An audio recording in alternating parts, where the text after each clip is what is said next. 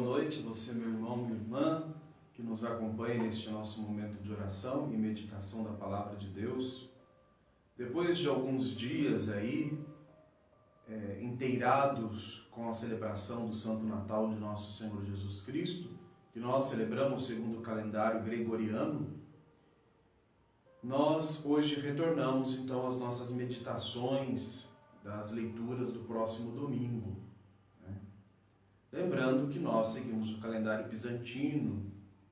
Às vezes algumas pessoas ficam em dúvida ainda. Padre, mas não é as leituras que nós usamos esse final de semana na missa. Lembrando que se você frequenta uma igreja romana, latina, claro que as leituras são diferentes, não é? Mas nós estamos aí ainda vivendo a alegria do Natal de nosso Senhor Jesus Cristo. Nós, ortodoxos, que seguimos o calendário gregoriano, celebramos na quarta-feira a festa da Teofania, o batismo de nosso Senhor.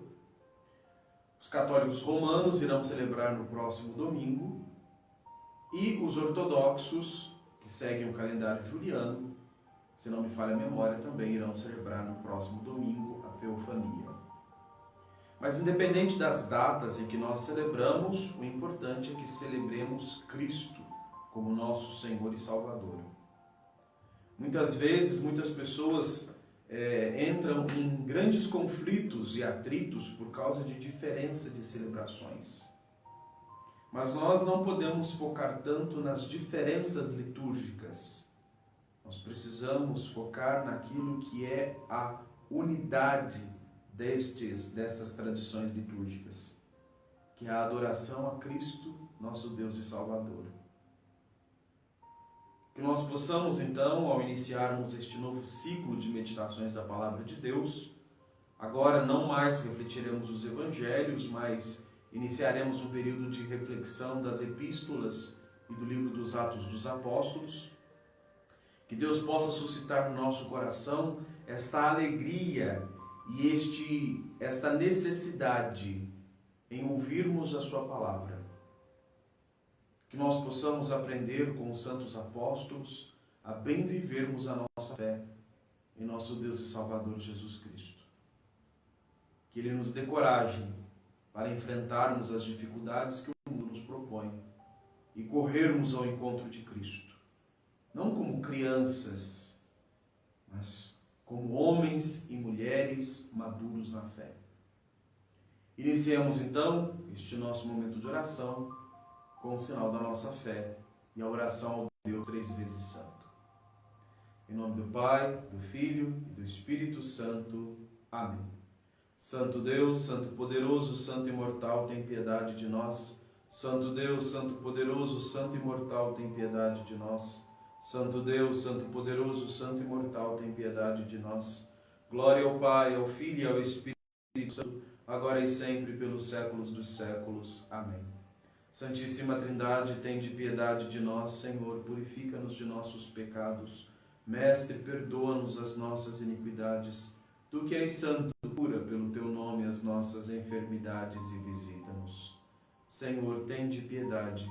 Senhor, tende piedade. Senhor, tende piedade. Glória ao Pai, ao Filho e ao Espírito Santo, agora e sempre, pelos séculos dos séculos. Amém.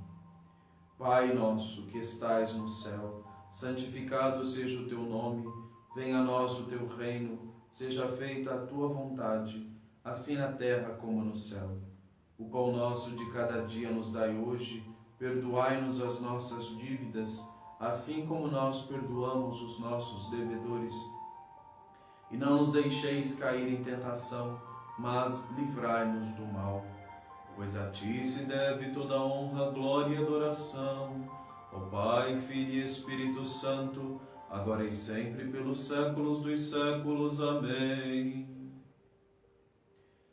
E como nós sempre fazemos, queremos recorrer agora, às 6 horas da tarde, àquela que é a porta pela qual nos veio Cristo Senhor.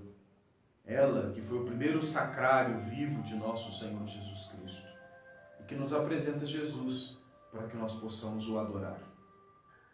Por isso, a ela nos dirigimos com as palavras do arcanjo Gabriel e de sua prima Santa Isabel.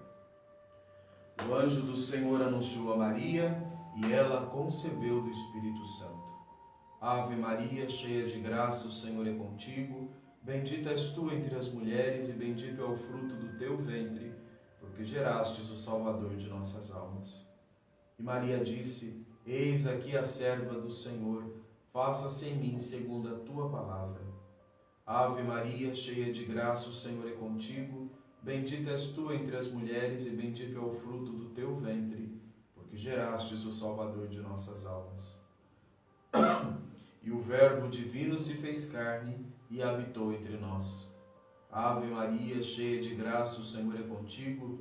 Bendita és tu entre as mulheres, e bendito é o fruto do teu ventre, porque gerastes o Salvador de nossas almas. Glória ao Pai, ao Filho e ao Espírito Santo, agora e sempre pelos séculos dos séculos. Amém. Santíssima Mãe de Deus, salvai-nos. Tu és mais venerável que os querubins, incomparavelmente mais gloriosa que os serafins. Destes a luz ao Verbo de Deus, conservando intacta a glória da tua virgindade. Nós te glorificamos, ó Mãe de nosso Deus. E assim, meu irmão, minha irmã, nós damos início, então, a este novo ciclo de meditações da Palavra de Deus, toda sexta, a partir das 18 horas. Lembrando que aqui não é uma reflexão teológica sobre o texto, mas é uma reflexão a partir da minha experiência da Palavra, da minha vivência sacramental, né? Por isso eu peço desculpas se alguns dos irmãos e irmãs que nos assistem não concordaram, mas como eu disse, é uma partilha da Palavra de Deus. É uma reflexão que eu faço a partir das minhas experiências de vida, da minha vida de oração, da minha vida de busca no seguimento de nosso Senhor Jesus Cristo. E eu convido você a embarcar nesta viagem rumo a Cristo Jesus a partir da Palavra de Deus. O texto que nós refletiremos no próximo domingo, que é chamado Domingo depois da Epifania, se encontra na carta de São Paulo aos Efésios, capítulo 4, versículos de 7 a 13. Carta de São Paulo aos Efésios, capítulo 4, a partir do versículo 7 até o versículo 13. A sabedoria, fiquemos atentos. Leitura da carta de São Paulo aos Efésios.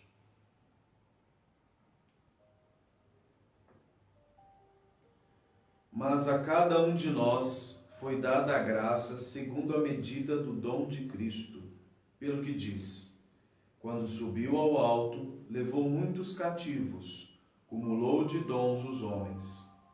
Ora, que quer dizer ele subiu, senão que antes havia descido a esta terra? Aquele que desceu é também o que subiu acima de todos os céus para encher todas as coisas. A uns ele constituiu apóstolos, a outros profetas, a outros evangelistas, pastores, doutores, para o aperfeiçoamento dos cristãos, para o desempenho da tarefa que visa a construção do corpo de Cristo, até que todos tenhamos chegado à unidade da fé e do conhecimento do Filho de Deus, até atingirmos o estado de homem feito, a estatura da maturidade de Cristo. Amém. Meu irmão, minha irmã, este trecho da carta de São Paulo aos Efésios vem primeiro nos mostrar uma realidade. São Paulo vai deixar muito claro aqui que só pode subir aos céus aquele que desceu dos céus. E nós sabemos quem desceu dos céus. É a festa que nós, que seguimos o calendário gregoriano, celebramos no dia 25 de dezembro, e alguns irmãos ortodoxos que seguem o calendário juliano celebraram agora no último dia 7. Mas independente da data em que se celebra, nós celebramos este grande mistério da nossa fé. Deus que assume a nossa natureza e vem habitar no nosso meio. Mas não vem simplesmente passar pelo nosso meio. Ele vem nos arrebatar junto de si quando novamente ascender aos céus. Este é o grande ensinamento que Cristo nos dá. O cristão não é aquele que simplesmente passa, mas é aquele que consegue levar junto de si várias outras pessoas para perto de Deus. O cristão que vive isolado e sozinho e que não consegue transmitir ao outro a sua própria experiência de fé e de vivência de Cristo, é uma semente que morreu na terra e que não vai produzir frutos. Talvez você possa dizer, mas padre, para a semente produzir frutos, como diz a própria Sagrada Escritura, ela precisa morrer. Sim. Só que existem dois tipos de morte. Uma morte que faz com que nós passemos para a vida, e não é uma qualquer, mas é a vida plena em Deus, em Jesus Cristo, vivificados pelo seu Espírito, ou uma morte que gera a morte, que é a morte eterna, aquela da qual aqueles que se afastaram de Deus estão privados. Nós precisamos sempre, cada vez mais, meu irmão, minha irmã, entender que ser cristão é comprometer-se com o bem do outro, é estender a mão ao outro, é tentar fazer com que o outro, a partir da minha experiência de vida, possa também fazer a experiência de Cristo. O que nós não podemos fazer, e que acaba sendo um perigo muito grande para muitos de nós cristãos, é querer fazer com que o outro sinta Cristo, faça a experiência de Cristo da mesma maneira com que eu fiz a experiência. Explico. Eu preciso viver de tal forma que o outro, ao olhar para a minha vivência, queira também experimentar este Cristo. Não da mesma maneira que eu experimentei. Porque Deus, ele é tão delicado nas coisas que nos proporciona, que ele concede a cada um de nós uma experiência diferente a partir da nossa realidade de vida. E isso é muito bem exemplificado quando Cristo desce dos céus, assume a nossa natureza e vem participar da nossa realidade humana, para mostrar que é no cotidiano, é nas pequenas coisas que nós vamos sentindo o toque de Deus na nossa existência. Aquele que se diz seguidor de Cristo e não consegue fazer esta experiência do toque de Deus em sua própria vida, é uma semente que não vai gerar vida, é uma semente que morreu. É uma semente que não foi bem cultivada para que pudesse crescer.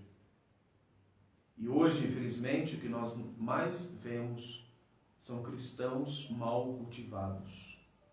Seja por nosso mau exemplo de nós, pastores, sacerdotes, bispos, religiosos, religiosas, seja porque muitas vezes este cristianismo não está fazendo com que o outro se comprometa verdadeiramente, não com uma causa aleatória, não com uma igreja ou uma ideologia, mas com a pessoa de nosso Senhor Jesus Cristo, com a sua palavra verdadeiramente.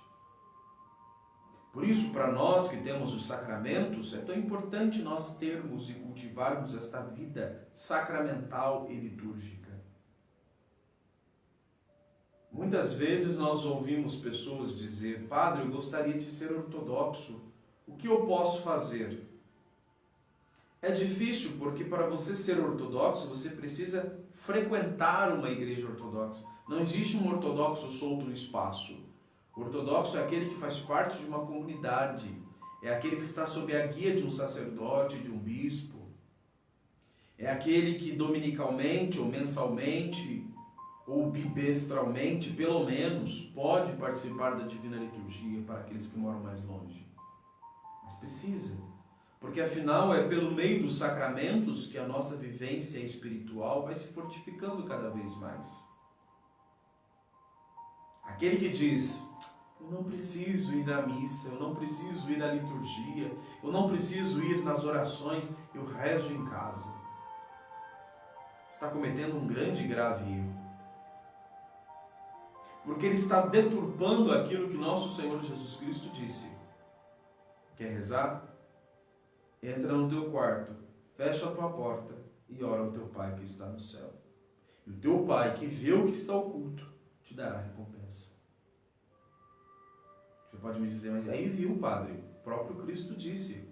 Mas também o próprio Cristo disse, onde houver 2 ou 3 reunidos no meu nome, eu estarei ali no meio deles. E Jesus vai dizer também num outro trecho da Sagrada Escritura que quando 2 ou mais estiverem de acordo sobre qualquer coisa que forem pedir ao Pai, em nome dele, o Pai lhe concederá.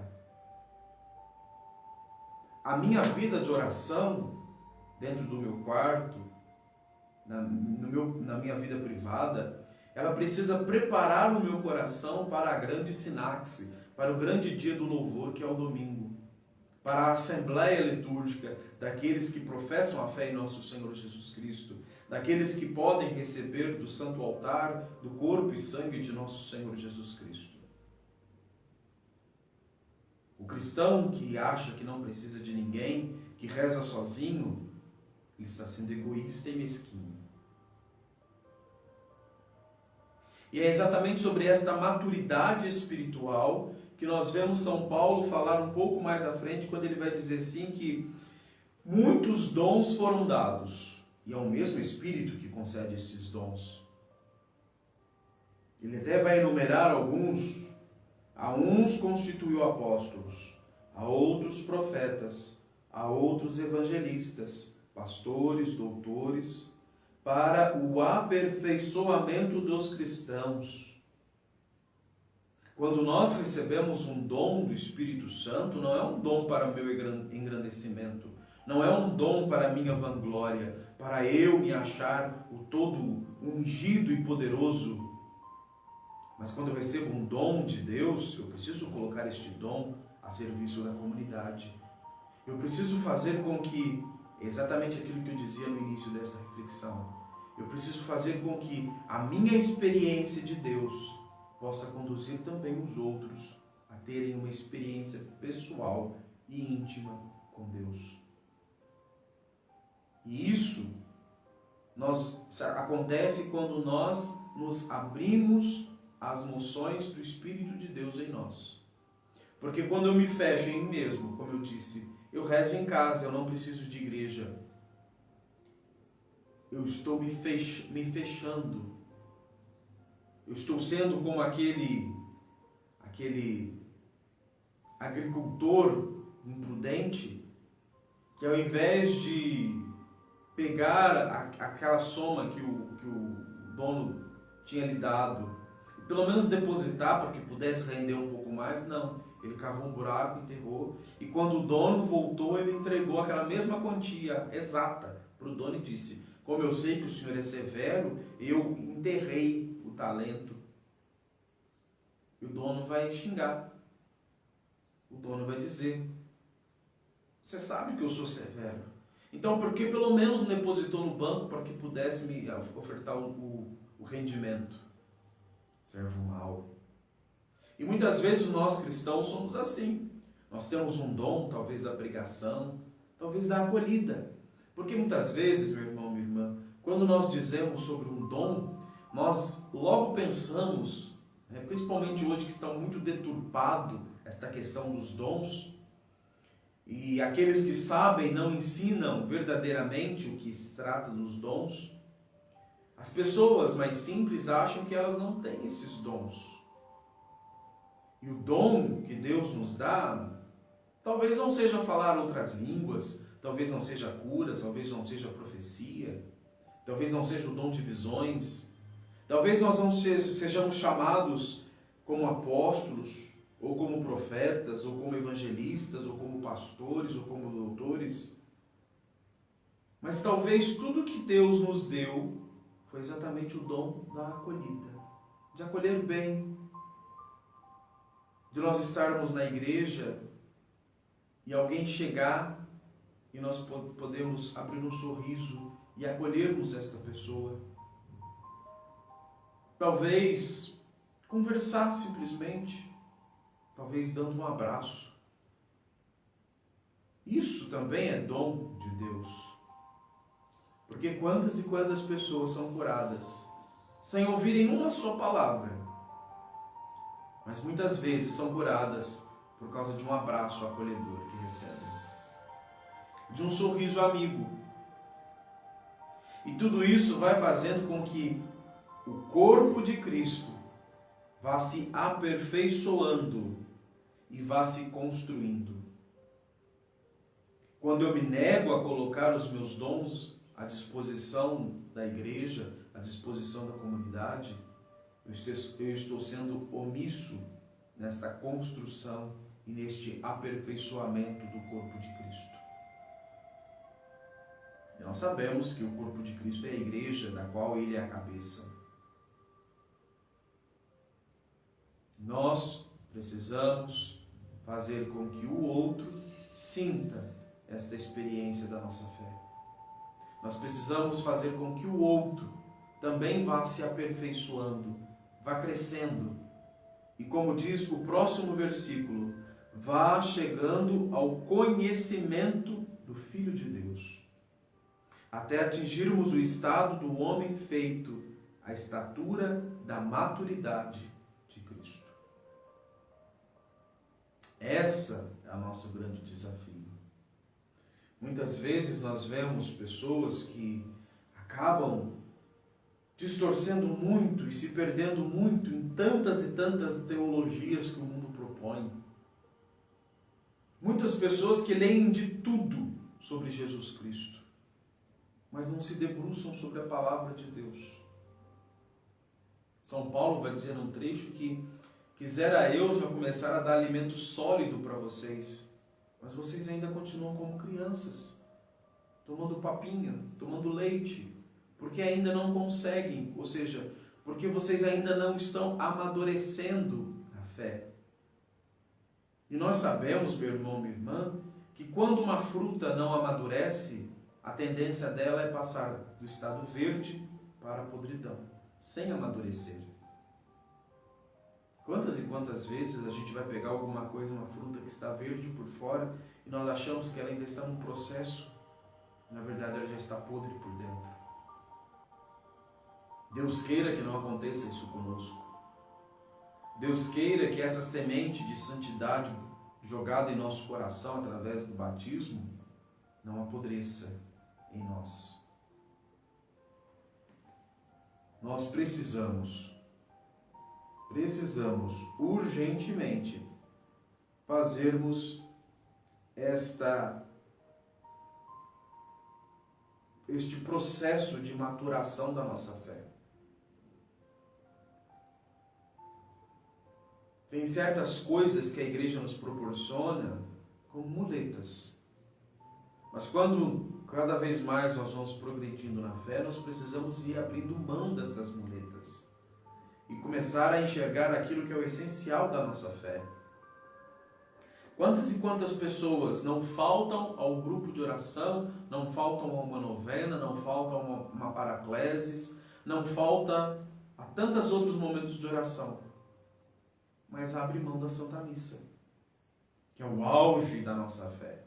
Nenhuma oração dentro da igreja é tão mais sublime e poderosa do que a Santa Missa, do que o santo sacrifício de nosso Senhor Jesus Cristo, do que a santa e divina liturgia. É a grande oração, não da igreja, mas do próprio Cristo ao Pai. Mas quando eu me nego a amadurecer, eu apodreço. Ou acabo virando, como hoje em dia existem muitos, que até virou uma doença psicológica isso, né? A puberdade tardia. Eu sou um adulto, mas tenho atitudes e pensamentos de um adolescente. E é muito importante, meu irmão, minha irmã, para que nós possamos alcançar a estatura de homem feito, à altura da maturidade de Cristo, é fundamental com que nós possamos fazer esta experiência profunda de nosso Senhor Jesus Cristo.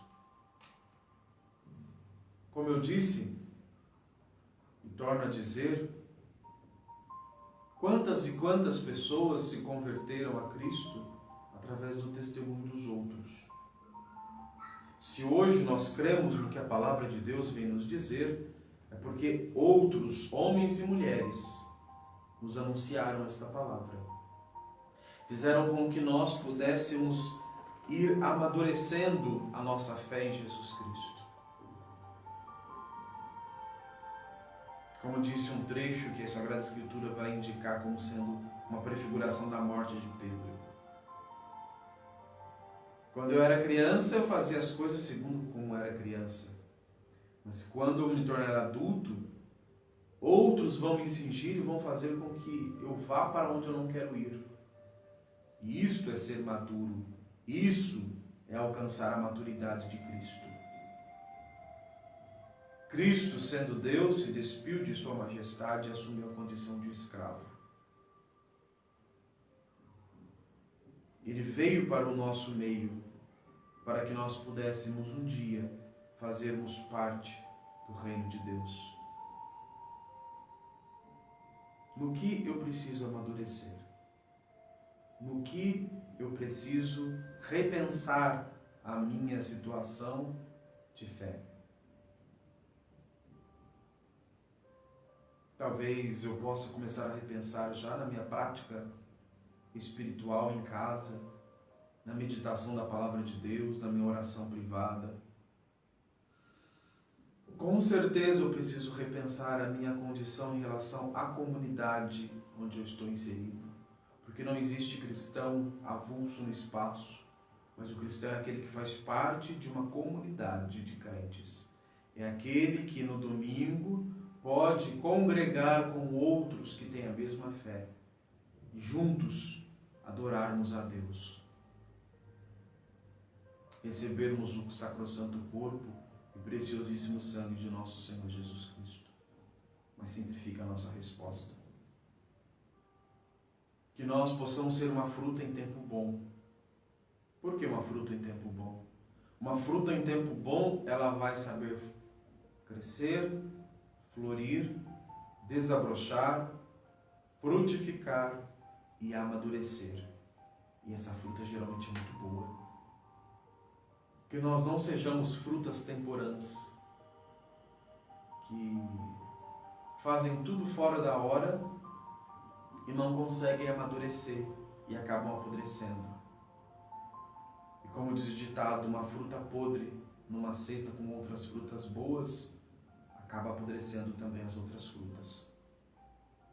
O cristão, quando não está maduro o suficiente na sua fé e não assume o compromisso de testemunhar Jesus Cristo e de colocar os seus dons ao serviço dos outros, mas ele está na igreja como um avulso, ele acaba apodrecendo as outras frutas boas que estão ali. Que Deus não permita isso. Que Deus não permita que eu ou você seja esta fruta podre. Oremos.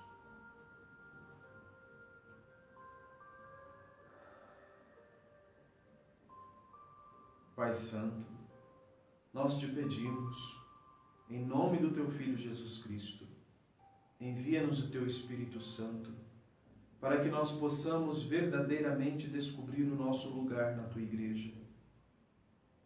Que nós possamos descobrir qual é o dom que o Senhor nos ornou. Que o Senhor possa fazer frutificar em nós a graça do Teu Espírito Santo, para que nós possamos testemunhar de uma tal forma o Evangelho do Teu Filho Jesus Cristo, que outros também queiram fazer esta experiência de Jesus Cristo. Não permita, Senhor, que sejamos infantis na nossa fé, ou seja, que nós não assumamos um compromisso firme com a nossa fé, mas dai-nos a amadurecer com um bom fruto, no tempo certo, para que nós possamos frutificar, não só para este mundo, mas principalmente para a eternidade. E assim como o Senhor desceu dos céus e ao subir aos céus levou uma multidão junto de vós. Dai-nos, Senhor, que também estejamos entre aqueles que farão parte do vosso reino. Dai-nos, Senhor, estarmos intimamente ligados à cabeça da igreja, que é o teu Cristo, e que nós possamos ter uma fé firme, madura, sensata e coerente. Amém.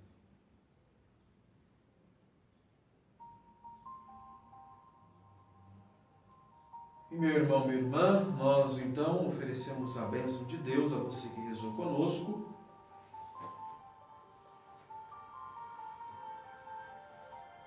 Para que Deus possa acumulá-lo a você e a sua família durante este ano de 2021, com muitas bênçãos.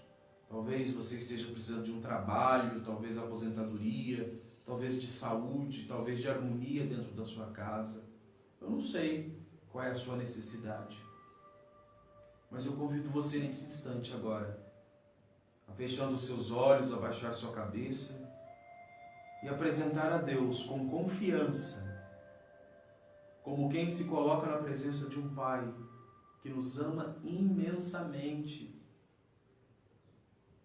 de um irmão que morreu na cruz por nós, que se encarnou no seio da Virgem Maria, nasceu numa gruta, se reclinou numa manjedoura por amor de nós. Um Espírito Santo que se faz presente em nós até a consumação dos séculos e quer nos conduzir para o céu. Que nós não tenhamos vergonha neste momento de apresentarmos a Deus a nossa necessidade, talvez a intenção pela qual nós estejamos rezando. Talvez não seja na minha família, talvez não seja na minha vida que precisa de uma bênção. Talvez seja de alguém que eu conheço. Que nós apresentemos a Deus esta necessidade, esta intenção.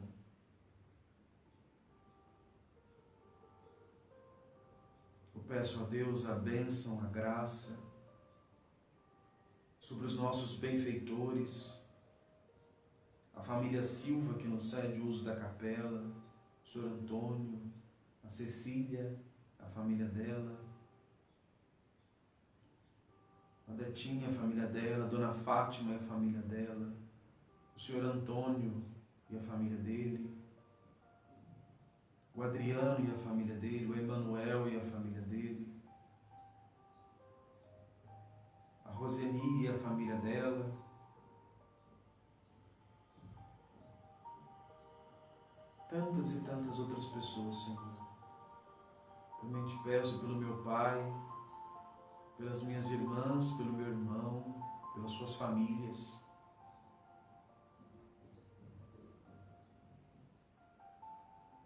De forma especial, Senhor, em nome do Teu Filho Jesus, nós queremos pedir a proteção sobre as nossas casas, sobre as nossas famílias. Que pelo nome de Jesus nós sejamos protegidos de toda doença, da fome, da peste, da guerra,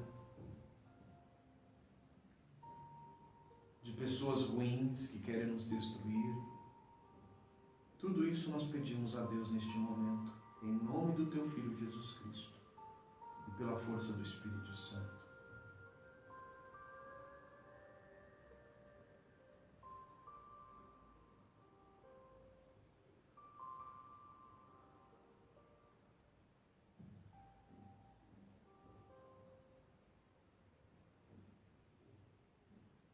Amém. A nossa proteção está no nome do Senhor, que fez o céu e a terra. Bendito seja o nome do Senhor, agora e para sempre. Que a bênção e a misericórdia do Senhor desça sobre você agora e sempre, pelos séculos dos séculos. Amém. Ó Cristo, nosso verdadeiro Deus, Tu que para nossa salvação nasceste de uma virgem, te reclinaste numa manjedoura, fostes batizado por João no Rio Jordão, pelas orações do glorioso profeta e precursor João Batista, dos gloriosos e santos apóstolos, dos santos mártires, dos santos progenitores de Cristo Deus, Joaquim e de todos os teus santos. Tende piedade de nós e salva-nos, tu que és bom e filântropo. Pelas orações de nosso Pai, arcebispo metropolita, o Senhor Jesus Cristo, nosso Deus, tenha piedade de nós e nos salve. Amém. Meu irmão, minha irmã, nós retomamos então os trabalhos, em especial da reforma da nossa igreja para a instalação da paróquia. Se Deus permitir, nós queremos estar inaugurando ela oficialmente no segundo semestre deste ano, se Deus permitir. Então, contamos com a sua ajuda, com o seu apoio. Nós temos aqui na página da paróquia Nossa Senhora de Faneromene, nós temos o link para que você possa então contribuir com a vaquinha virtual, né, fazer a sua doação lá, para que nós possamos o mais rápido possível terminar a reforma da igreja. Falta a ligação da água, da luz e a construção da iconostase. A pintura depois a gente faz, isso não tem tanta pressa. Mas se você puder ajudar, ajude. Como gratidão, o seu nome da sua família estará nas nossas orações. Pedimos oração pelo nosso bispo, Dom Atanásios, pela sua missão, pelo seu ministério episcopal, para que Deus lhe dê forças. E, claro, por todos nós, somos colocados como ministros à frente do povo de Deus, para que nós tenhamos esta maturidade para testemunharmos Jesus Cristo, para que outros queiram também seguir Jesus Cristo. A você que rezou conosco, uma boa e abençoada noite, na graça de Deus e na proteção de Nossa Senhora. E nós nos vemos então, sexta-feira que vem, às 18 horas, com o nosso momento de meditação e oração da Palavra de Deus. No mais, um bom e abençoado final de semana na graça de Deus e na proteção de Nossa Senhora. E até breve, se Deus quiser.